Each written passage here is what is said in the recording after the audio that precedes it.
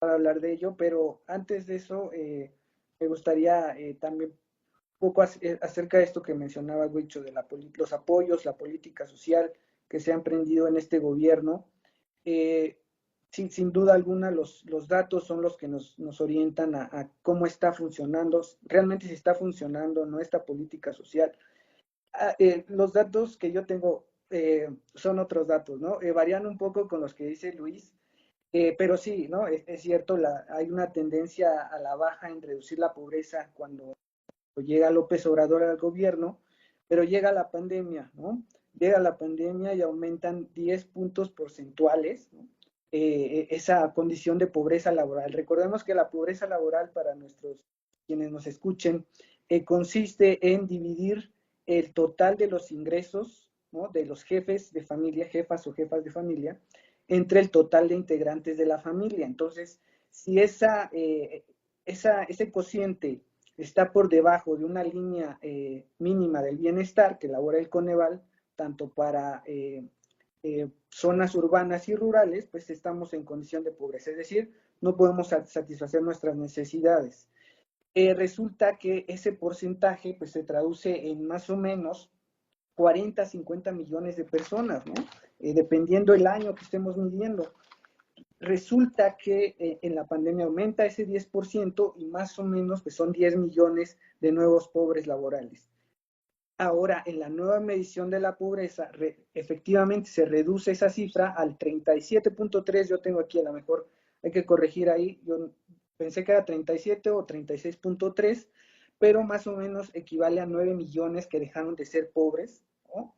Precisamente a partir de estos análisis de la política social del gobierno, pero también hay que tener cuidado en decir si efectivamente ese efecto de reducción, que todavía no recuperamos el nivel previo a la pandemia, esa laboral todavía está por encima, ¿no? De como se comenzó en el 2018, pero también decir si es efectivamente o por un aumento en sus ingresos, digamos, de sus trabajos, de sus empleadores, por un efecto de las remesas, que también recordemos que hay hitos de ingresos por remesas, y queda en un tercer ingreso los apoyos sociales. Entonces, también hay que medir ahí bien el impacto o ser claros en decir que no necesariamente puede ser esa reducción por estos apoyos o estas transferencias federales que son todos los que conocemos, ¿no? Tanto el programa para adultos mayores, ¿no?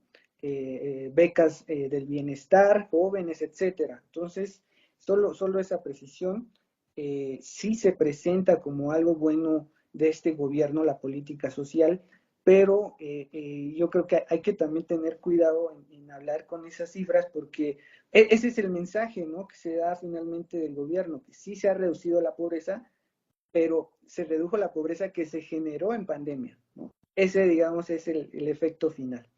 Eh, bueno, no sé si alguien quiere añadir algo.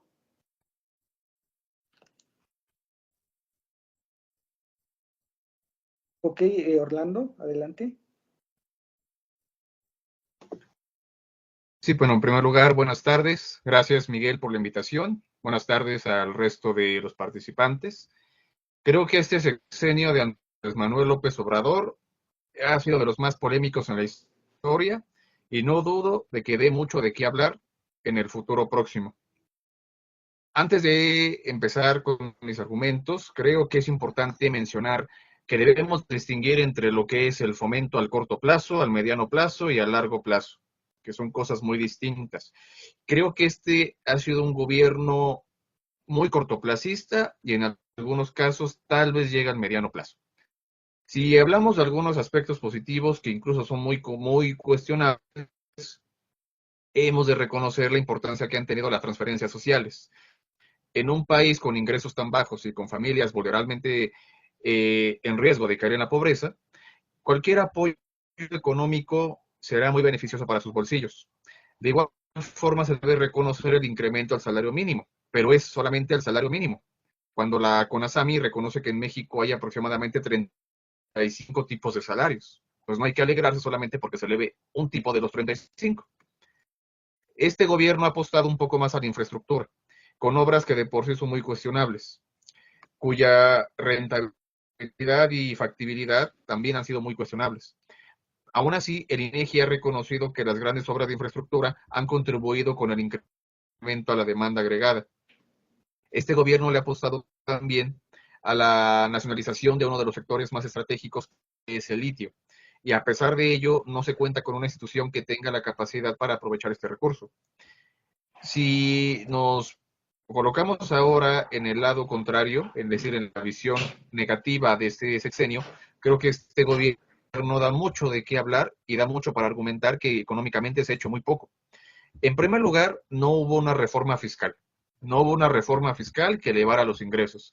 Elevar los ingresos porque se persiga a los grandes contribuyentes no es estructural, más bien es coyuntural. Y ya llevamos sexenios en los cuales no se eleva la recaudación tributaria de forma estructural. Tampoco se tocó el tema de la política industrial, que tanta falta le hace a este país. El país no se mueve solamente con programas sociales, ni con darle un poco más de recursos a la gente. El país tiene que crecer y para ello es la política industrial y tampoco se actúa al respecto. La Secretaría de Economía hace como 2 años implementó un foro con expertos para tratar de crear una agenda de política industrial, pero hasta ahí quedó la intención. Si nos enfocamos ahora en temas fiscales, monetarios y cambiarios, la historia sigue siendo decepcionante. Dado el ausente de la reforma fiscal, los ingresos públicos han estado muy limitados y de igual forma el presupuesto. Además de esto, el país sigue en la trampa que está implícita en la Ley Federal de Presupuesto y Responsabilidad Hacendaria, con la cual el país ya por ley tiene que alcanzar el equilibrio presupuestario y que incluso esta ley prohíbe que el gasto público pueda crecer más allá de ciertos niveles. O sea que ahí cuello a todos los enfoques heterodoxos y keynesianos. El tipo de cambio, el peso fuerte, una de esas grandes falacias. Estas medidas solamente benefician al capital financiero y afecta a la competitividad del país, ya está muy demostrado. Lamentablemente el tipo de cambio todavía está en niveles apreciados y esto incluso si consultamos información que es emitida por el Banco Internacional de Pagos. Una moneda apreciada jamás va a fomentar las exportaciones ni la competitividad. Y eso es justamente lo que ha pasado en México. La política monetaria se ha caracterizado también por ser severamente rígida. Aquella declaración de que se acabó el neoliberalismo en México es totalmente falso. Este gobierno es igual de neoliberal que los anteriores. La tasa de interés en México, que actualmente es de 11.25%, 30 segundos. tiene este nivel únicamente porque se busca atraer capital externo. Si México ha crecido a tasas un poco más altas en los últimos años, no es por un cambio estructural. Hay que ver la balanza de pagos. La balanza de pagos es muy clara. El país está creciendo de forma artificial porque se está atrayendo capital externo, no porque haya un fomento industrial o un fomento a la competitividad del país. Gracias. Gracias, Orlando. ¿Alguien que quiera tomar la palabra? Orlando eh, abundó muy, muy bien acerca de estos temas, de los grandes temas macroeconómicos.